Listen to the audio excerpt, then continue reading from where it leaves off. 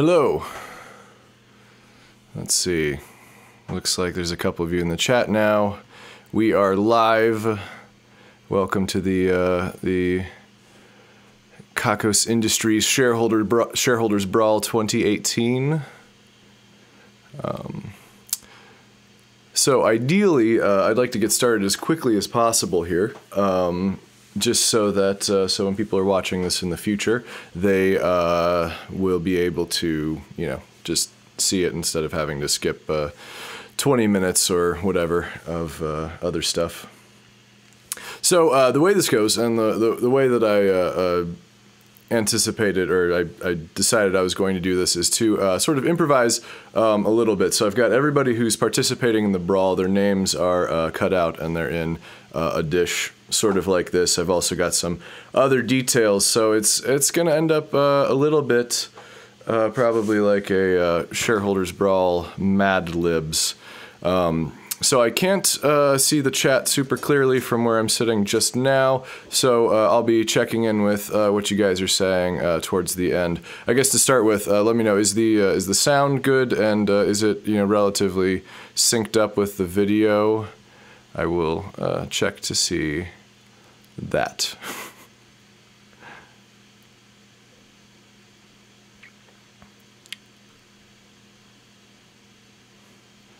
If someone wants to answer that question.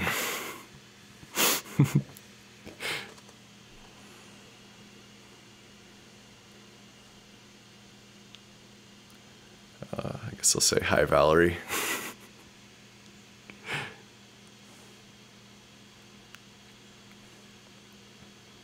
Everything sounds good. Okay, are my lips moving at the same time as how I'm speaking? Nothing I can do about that. It'll be messed up for the entire stream. If that is the case, I'm just curious.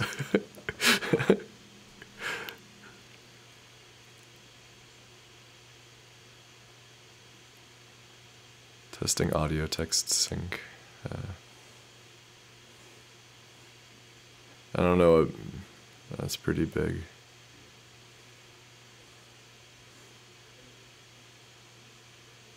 Huh.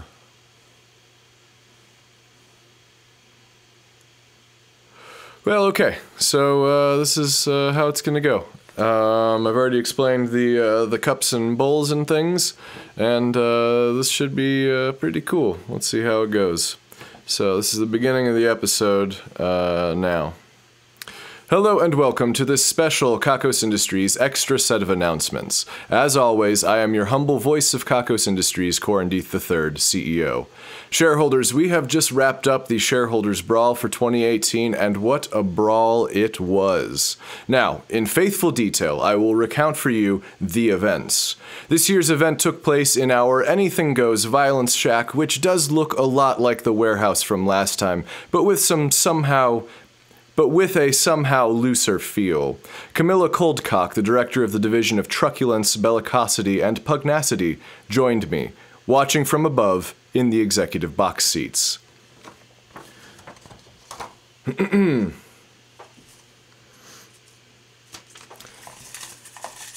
Draw some names at random here. So these are it's like second tier, well, calling them the fourth tier, measuring from the top, but anyway, all right.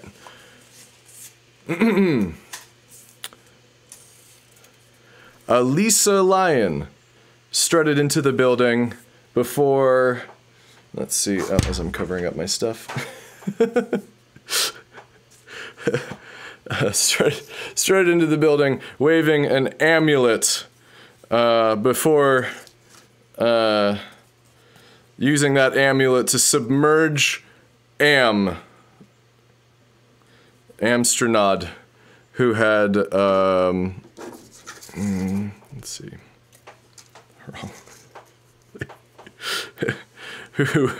who marched into the building sporting a large horn.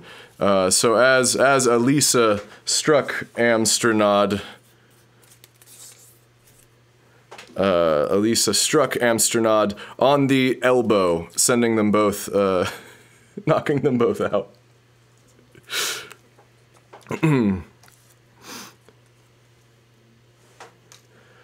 I feel like this worked way better in my head. So first two people fighting down. All right, next up we got Floyd Singh Power, and Floyd Singh Power entered the facilities. I already used that one. Swinging a log, just a big log, and that's when Floyd ran into Nicolette Bell, and Nicolette Bell was fighting back, using a bowling ball, fighting Floyd with a bowling ball, but that was just until Floyd kneed Nicolette using that log, somehow managed to knee Nicolette using a log in the head. Kneed Nicolette with a log in the head, and after just that very surprising turn of events, Nicolette went down, incapacitated, and Floyd was so surprised that his log had knees that he passed out quite suddenly. Alright. Alright, moving along. It's the hazard of not checking the chat, as you guys might be telling me just how terrible this is. Alright. Catherine, the unexceptional, just ran into the building. Just ran as fast as possible, sporting a chair. Just like a folding chair, just over her head. She had this folding chair, and she used that folding chair to we use that one and that one. Use that folding chair. Here's one I haven't done. Use that folding chair to club. I mean, that makes sense. You can club someone with a folding chair. I believe that.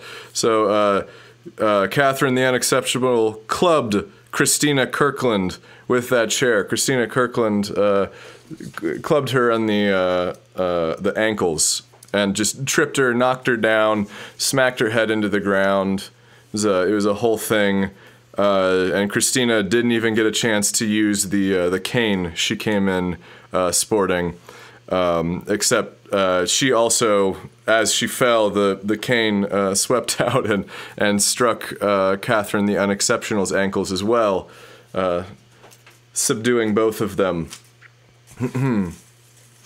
All right. Next bunch here. We have Lady Squidney. Lady Squidney came into the you know, slid in on one of those like hoverboards into the place with a traffic cone as Squidney's chosen weapon, and she used that traffic cone to slap Dorkpool Dorcas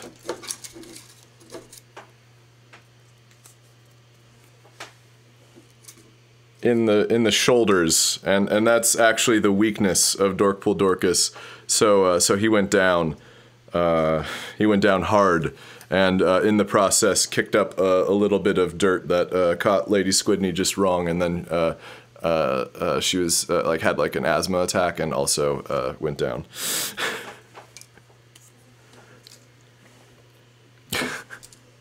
All right, moving along. This is gonna work. This could be the dumbest thing I've ever done. All right.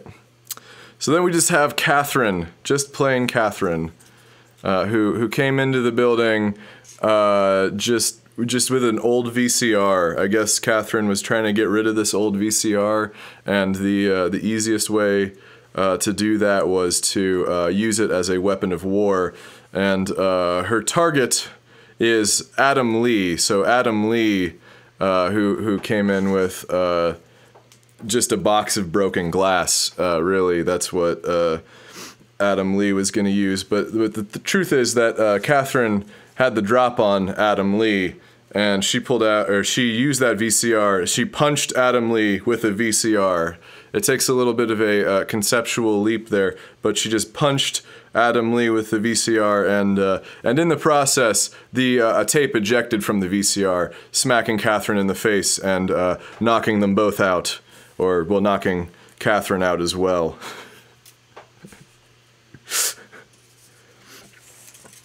Okay, we got Jack Attack came in next on like just a regular skateboard with a frying pan as Jack Attack's chosen weapon, with the chosen target being Sad Maiden. Just no other name but Sad Maiden. Really more of a reputation than a name, Sad Maiden, who brought with her a pair of pants to be used as a weapon. But unfortunately, Sad Maiden didn't get a chance to use those because Jack Attack slapped Sad Maiden with that frying pan right on the head, and that took out Sad Maiden. But then Jack Attack slipped off of his skateboard face planting, and they were both suddenly and irreversibly incapacitated. Next up we have Tofu. And Tofu came into the building sporting a boot as a weapon, just like a big boot. A boot that's far too large for anyone to wear, really. And Tofu used that boot to punch Elizabeth Sargent. Elizabeth Sargent went down after being hit by the boot, but not before she threw a lamp at Tofu, knocking them both out permanently, or at least for the rest of the event. And there's an odd number of people here. Clara Edmonds came in looking to fight seriously and hard with a lawn dart. The trouble is that Clara Edmonds is not very good with lawn darts, and after sending it into the air, it came back, striking Clara Edmonds in the ankle, taking her down face first into the kind of the rough, broken pavement of the of the building there. All right, that was the first tier of fighters. On to the next tier.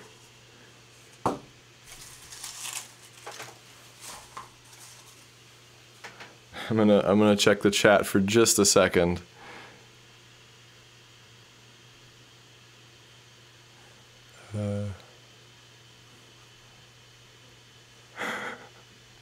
Okay, I don't see anybody saying anything like anything's wrong, so we'll keep moving.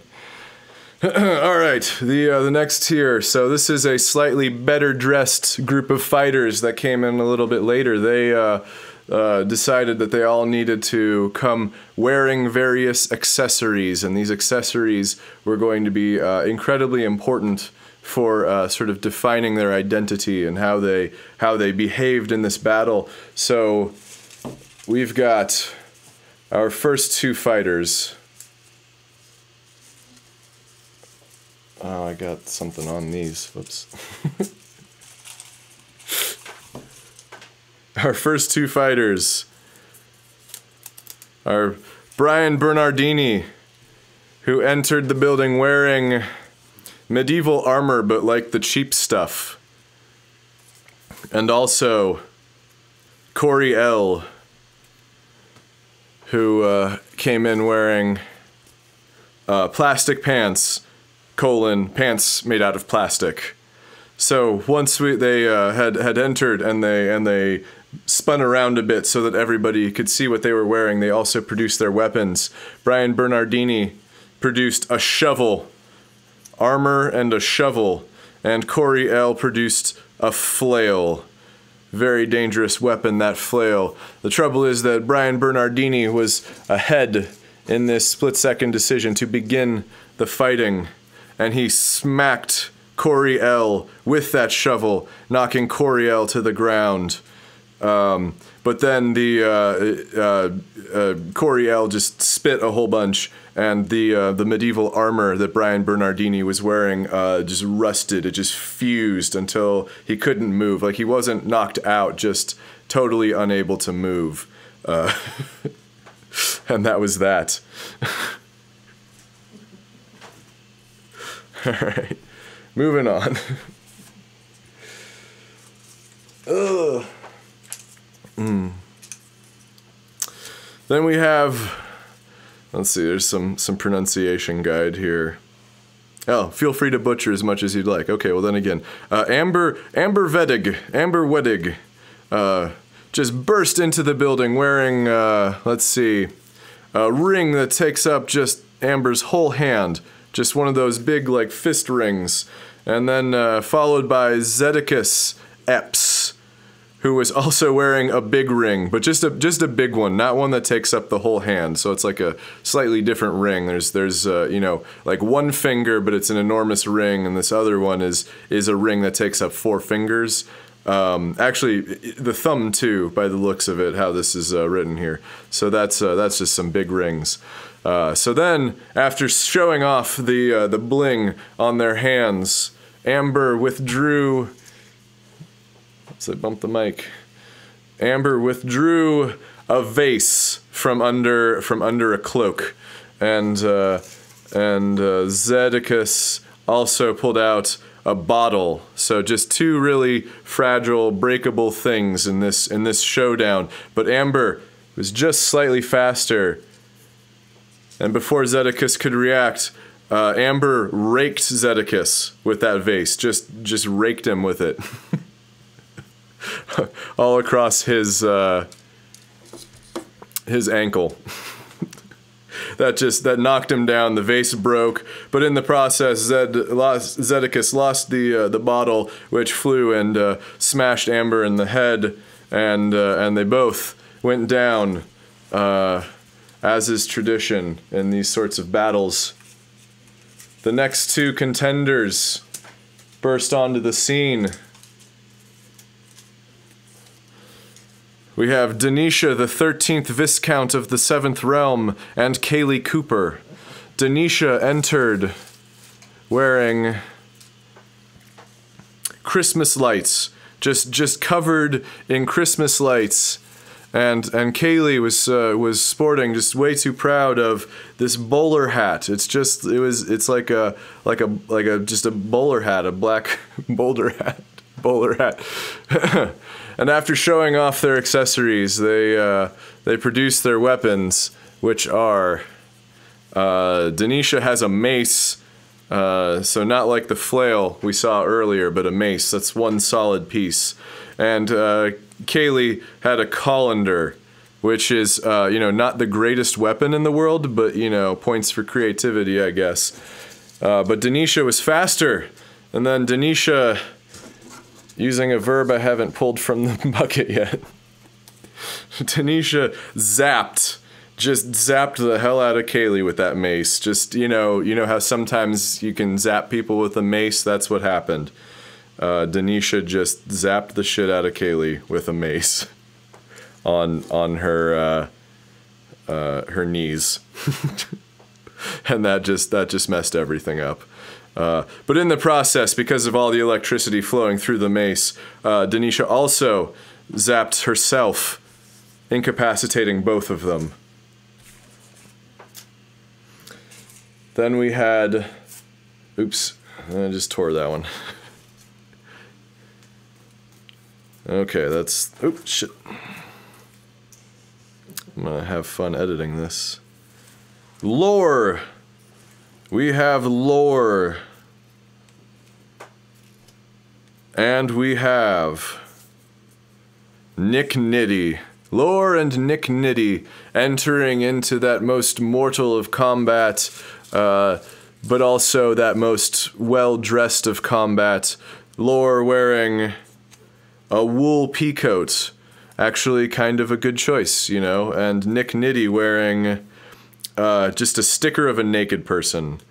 I assume that's all that Nick Nitty was wearing, is just this sticker of a naked person.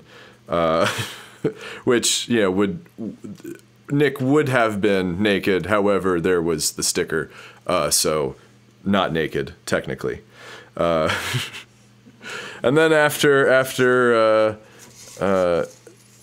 showing off their garments for a second, they produce their weapons. Lore having a bunch of tomatoes, just a whole bunch of tomatoes, and Nick Nitty having a plate. Were this any other scenario, they could collaborate together and come up with some sort of caprese, but in the process, but at the moment, as mortal enemies needing to just destroy one another, these two weapons would come together as foes. And the people too. The people were also foes. So using this bunch of tomatoes, I don't like that one. Lore hit Nick Nitty. just regular hit on the let's see, on the old jaw. Just a bunch of tomatoes to the jaw. It was a disaster, a nightmare. Just not the kind of place you want to get hit with a bunch of tomatoes. The tomatoes just smashed, getting into both of their eyes though, and they couldn't see. They started crying. They started just slapping at each other, and then, you know what, it was just better to go sit and just have a timeout, I think. So that incapacitated both of them, because really you don't want to fight after that. You just got tomato in your eye. It's a whole thing. Okay, and then we got our last two contenders of this round, Raz Razzleton and Steich, entering the building, also decked out in their amazing garments. Raz Razzleton wearing a fashionable boomerang. Keep in mind, this is a fashion boomerang, so it's not for fighting, it's just a fashionable boomerang. And then we've got Steich, just covered in gravy. Just covered in gravy, nothing else. It's, you know, actually not that bad of a defensive technique because nobody can catch you. And then they produce their weapons. Let's see, we have a spiritual text. Raz Razzleton produced a spiritual text. We couldn't tell which one it was, and we wouldn't tell you even if we knew. So Raz Razzleton produced that spiritual text.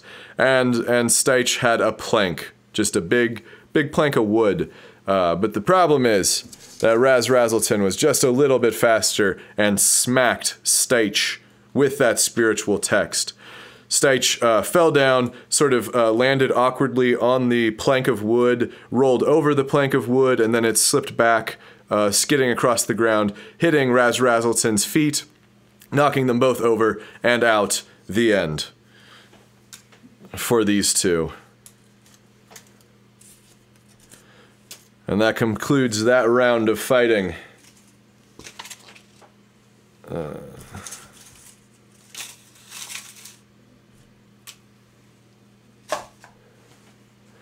Alright, and then we've got the next level. These are even fancier shareholders. They filled out a bio before they came to the battle, and as a result of that, they we know way more about them, and we can discuss way more about them. To start with, we've got Saucy Wench, which again is just more of a description than a name, but Saucy Wench came in all the same. Something you need to know about Saucy Wench is that Saucy Wench has 37 coffee mugs, but only uses one of them. Saucy Wench is Saucy Wench was dressed in a whole bunch of sand stuck to the skin. So Saucy Wench, already a little bit saucy, but also sandy. As I lose the piece of paper. Alright, which is, you know, important to know how Saucy Wench enters the event. Then we have Amazon V coming into the event. Something you just, you know, we need a little color commentary on Amazon V here. So Amazon V once ate a marble, and it might still be in there somewhere. That's what we know about Amazon V. Really important information there. I think it adds a whole lot of depth to this sort of event, and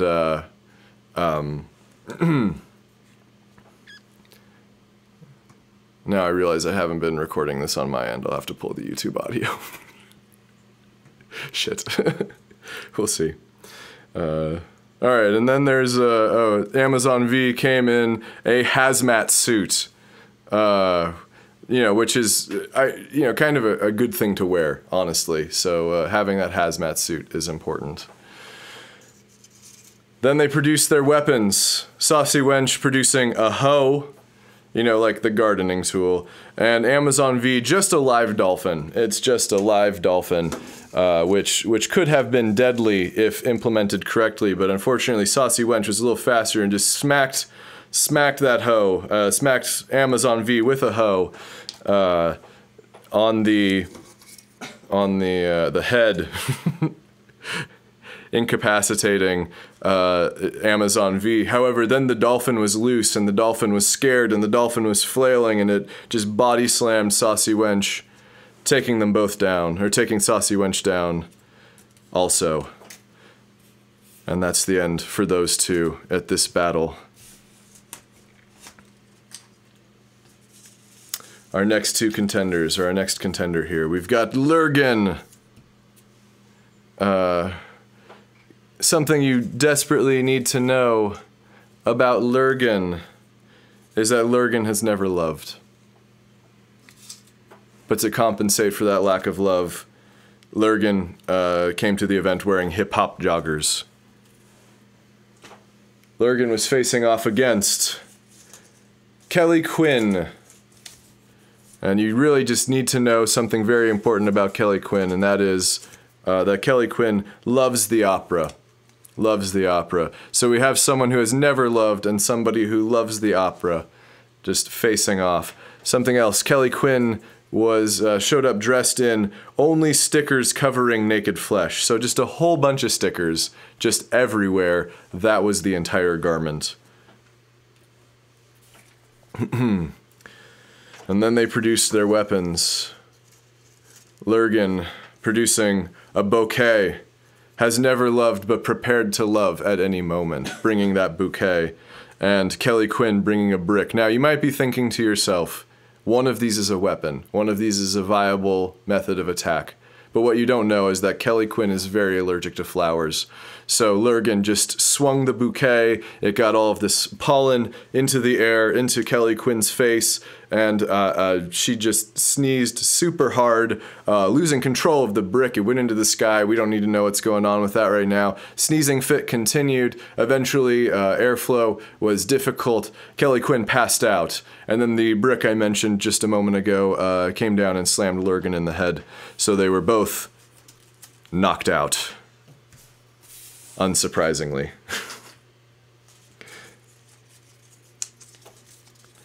Then we've got our next two contenders, Kin Power and Zwili. Something you need to know about Kin Power.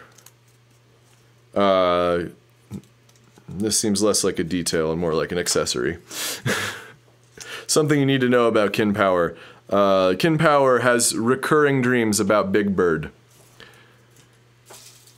And he showed up dressed in fur. Just fur. And then we have Zwili. Something you desperately need to know about Zwili. It's of critical importance that you know something going into this battle about Zwili. Is that people who are really into body mods think that Zwili is way too into body mods. And Zwili showed up wearing a gold chain. Then they produced their weapons to fight. Kin Power producing a bat, and Zwili producing just some glass. Just some glass.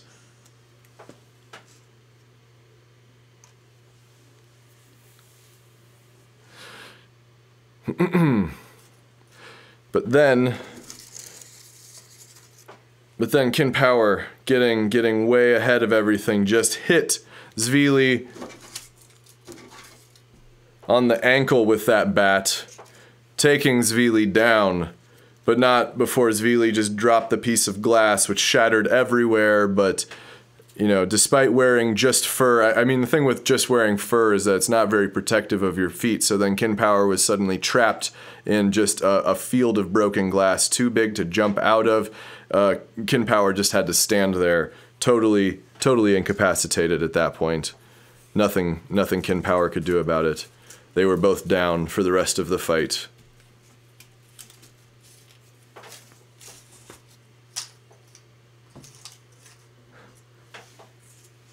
Then we have Courtney Brooke Davis. Something very important for you to know about Courtney Brooke Davis before we can move on at all is that Courtney Brooke Davis once danced at a funeral. And Courtney Brooke Davis came wearing just a bunch of snakes. Pretty sick costume for fighting. Snakes make fantastic armor. And Courtney Brooke Davis would be fighting against Richard Carr. And I feel like I would be, you know, mistaken if I didn't tell you something very important about Richard Carr, which is that he had a vestigial third leg removed. It just affects the way he fights, you know. And he came in wearing a baggy sweater, which is, you know, pretty comfy, really. And sometimes you fight in armor, sometimes you fight for comfort. And, you know, Richard Carr knows where he stands. So they produced their weapons.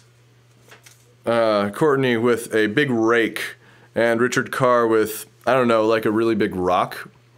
But the problem is that even though that rock was so big, it slowed Richard Carr's movement, so that Courtney got in the hit. She managed to smack him with that rake, just smacked him, and also raked him with that rake. knocking him down, but then the rock kind of just fell from above his shoulders onto the ground and started rolling and just ran into Courtney Brooke Davis, mowing her down. Oh, I shouldn't put those back. Okay. So they were both knocked out, as expected.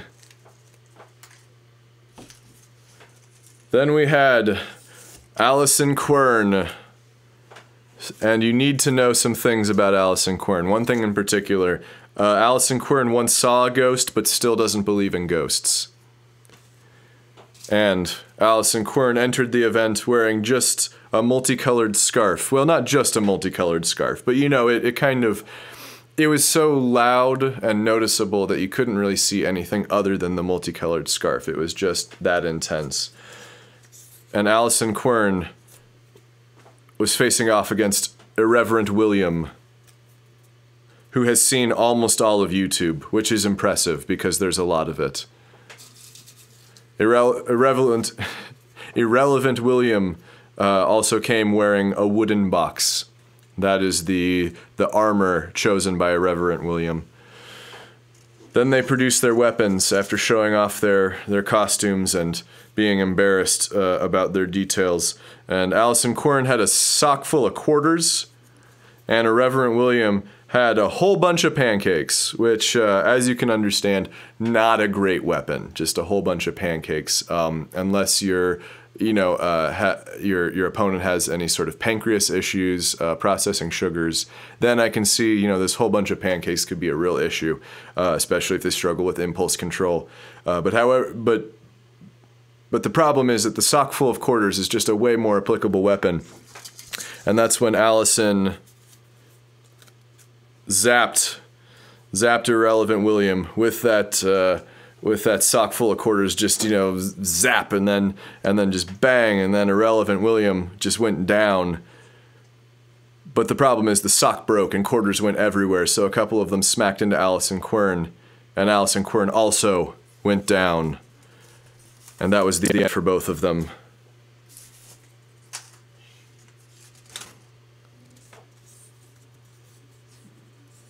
Our next competitor was Romance. And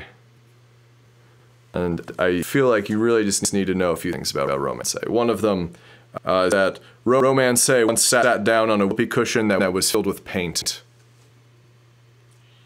And Romance showed up to the event wearing just a really big pair of headphones, which is not great armor. In fact, that's going to incapacitate, or that's going to take away one of your senses, which is very important, having that sense. Now then, Pavonisa is Romance's opponent here, wearing what is probably paper paste as a costume and as armor. And you really just need to know this thing about Pavonisa, is that Pavonisa studied Kung Fu academically. And once they were introduced, and once they strutted around the building a little bit, they produced their weapons. Romance producing a shrubbery, and Pavonisa producing a purse. They swung them at each other for a second, but then, in a stroke of good luck, Romance just managed to punched Pavonisa with that shrub. Just punched Pavonisa, striking her knees, taking her down. But then the shrub, it turns out it was a genetically modified shrub that had all kinds of strange vines and things, and Romance, not realizing once it had tasted blood once, it would need to taste blood again, it wrapped around Romance, attacking him and taking him down. Before it could spread too much further, our team of fight controllers got in there and killed the plant, so it couldn't become an issue for anybody else. And then we had the fight between our most special of shareholders, the VIPs, the people who really just take their shareholder status very seriously and are just the best. And we love them and hope that they love us back. First, entering the room, we have Ian, the undefeated Kroll, shortened from the undefeated shareholder Brawl champion, which is a self-given title, just to put that out there. I don't believe that Ian has ever been officially recognized as a champion. And one thing you need to know about Ian is that he is the Archduke of Angel Grove, home of the Mighty Morphin Power Rangers. OG Pink Ranger for the win. I didn't write that part. And Ian strutted in, just draped in an enormous cape of royal purple velvet, wearing black leather soft and sturdy shoes that are sturdy enough to kick open a locked door, but just like latch locked, not deadbolt locked.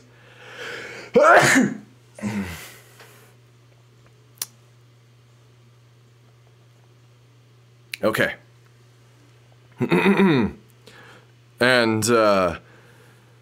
And Ian was watching most of the rest of the violence from the VIP section, sipping on a New York breakfast tea with a half spoonful of honey and milk, whilst overlooking what fresh hell was waiting for him. Now, I've never personally heard of New York breakfast tea, but I believe that it exists. Another thing is that Ian was wearing soundproof headphones because the greatest privilege of all is being able to not have to listen to anybody else's bullshit. And Ian's challenger was Grace Pegafin. And Grace Pegafin is the... That's not the right word. Is the sovereign from Andalasia. Grace came in wearing an arsenic green cape, ruffled ankle boots, and carrying a, well, not carrying, but pulling like a radio flyer cart with a gold Corinthian column-shaped pedestal in it, because that is the ultimate sign of extravagance and wealth and privilege. So Grace was sitting in this VIP section, also sipping on a dark chocolate peppermint mocha. But then the moment had come, and these two needed to do battle. Ian produced a pie that was mostly whipped cream, and Grace produced a piggy bank.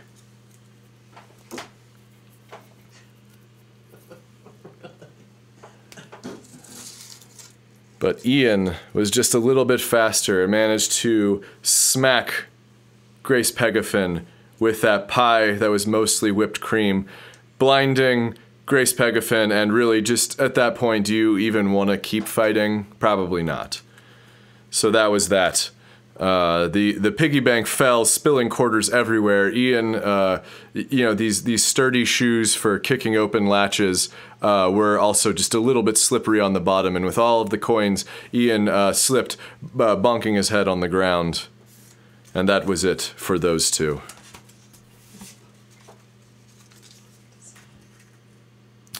Then we have... Oh good, there's an even number.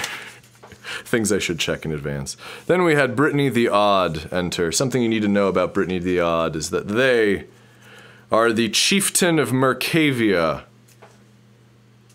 Brittany was also wearing purple velvet, a purple velvet cape with black neon green Vans and 2 monocles, because you know you're fancy if you have 2 monocles. While they were sitting off to the side, Brittany the Odd was drinking Earl Grey tea. Brittany's challenger, J.K. Runnings, appeared also. And something you need to know about J.K. Runnings is that J.K. Runnings is the mayor of Ankh-Morpork. And J.K. Runnings was wearing a royal blue cape and sturdy, worn, and heavy boots. Also a bolo tie, because that is fancy. J.K. Runnings was sipping on hot spiced mead, preparing him for all of the violence that was about to occur. Then they produced their weapons, ready to fight. Brittany had just a regular ring, and J.K. Runnings had an extension cord, but like, I guess like coiled up for battle. But the trouble is that Brittany was just faster, just faster, and managed to elbow J.K. Runnings with that ring. Just like it was like a, you know, it's like a ring that can like, you know, get down to the elbow, and just elbowed the crap out of J.K. Runnings. And as J.K. Runnings went down, the extension cord unfurled, tripping Brittany the Odd, knocking them over. They were both totally incapacitated. And then we had our last 2 fighters that matter. One of whom is Jalen Starr. And Jalen Starr is the despot of Froavania. Jalen Starr was wearing a velvet cape of burgundy plum, which is the best color of velvet according to Jalen Starr.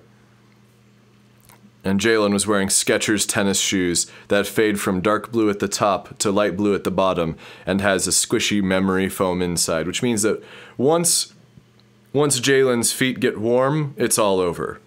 There's no more cushion. And then Jalen was also wearing expertly tailored clothes that look way better than the off-the-rack versions. And Jalen was sipping on hot cocoa with little marshmallows. While Jalen was preparing for the violence, so was Jalen's nemesis, Valerie Cope. Something you need to know about Valerie Cope is that Valerie Cope is the Emperor of Timbuktu. And Valerie Cope's velvet cape was emerald green, and she was wearing black 4-inch platform waffle stompers, drinking a drink that had been poured just out of sight, which is the fanciest way to drink. And that drink was hot buttered rum. Having been thoroughly introduced, they produced their weaponry, getting ready for the violence that we all required. Jalen produced an antler, just a big antler, and Valerie produced a horn. I believe the horn has been used already, but it kind of fits. It's a battle of horn versus antler. And they just charged at each other. But the trouble is that Jalen was just a little bit faster and managed to just smash Valerie Cope with that antler. But in the process, the horn, Valerie's horn, broke off and also smashed into Jalen Starr, knocking Jalen Starr out. And then somehow, after all of this, a lot of people we didn't even notice were also fighting. We don't know who they are. We don't actually care, but we did check to see if we could identify the knocked out bodies at the end. And those people are Yoshiyuki, Zippy Platello, Mistress Maeve of Mayhem Manor, Angela Horschel, Brady Hannigan, Carcaducus Joe Meisterbrow, Katie the Voracious, Pilot Lee, Shipper's List, Nathaniel No Surname Given, Taylor Youngblood, Christopher Paul Frost, Remsiv Harkin, Amara, Boo Maker of Things, and Marley McBigsuck. And then it was all over. Everyone was incapacitated, blood was shed, aggression was released. There was at least one, I believe, genuine kiss in there, but I won't say who. I let out a heavy sigh when it was all finished. Camilla seemed moved, truly overcome with emotions. She said it was beautiful. Then she indicated that something was about to happen that I might not want to witness, and that I should lock the door behind me. I did as she instructed. We'll crack the door to the executive box seats and check on her in the morning. And this is why I am not a dungeon master. Oh boy. Well, I hope that was fun for you guys. Unfortunately, like I alluded to earlier, I made the mistake of not hitting record on my end, so hopefully the YouTube audio came through. Otherwise, this was it. I suppose I could try to fake it again later. Let's see. So do we have any comments? It looks like it's been a little bit slow. All right. Scrolling back. Let's see. He's alive. I'm alive. Everything sounds good. Okay. Accurate. Shovel Knight. Well, it was unintentional, but sometimes the, you know, what you draw at random is just that good. This is a good turn.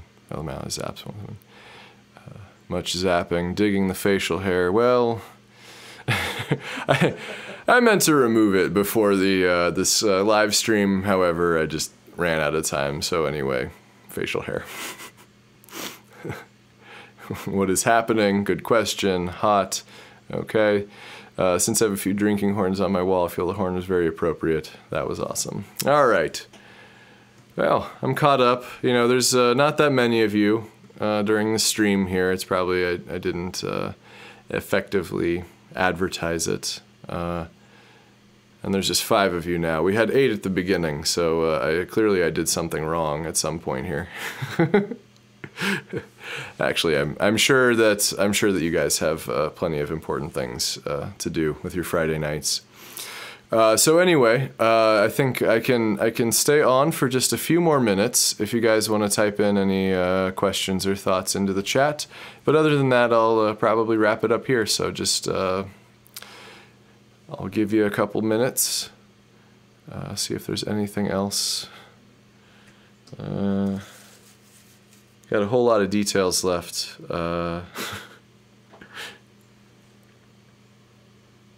I think I might just make it so that people have to come check out the YouTube channel to hear this.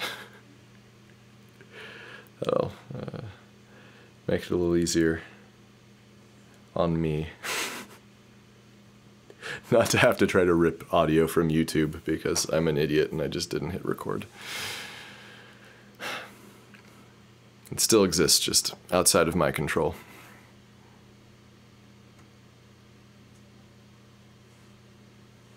Well, I haven't seen any more comments. I feel like you guys have had a chance. Why did I ask about the movies? So for like the fancier questionnaires, I asked them about movies, And I don't know. I've always done that, and I like to try to I guess get people thinking, and then sometimes I get good recommendations for stuff. So this one was, you know, your favorite movie made in Australia. I didn't actually double check to see if they were made in Australia, but you know, a lot of people put Thor Ragnarok. Here's Crocodile Dundee, also a good choice. So. Well, okay. So this was fun. I hope you guys got a kick out of it. I'm not sure I'm going to do it this way again, but it was worth a try. You know, don't say that I don't take chances. So I hope that you guys have a good rest of your winter solstice, your longest night of the year, your Yule, and you know, I'll happy holidays and all that. Okay, have a good night.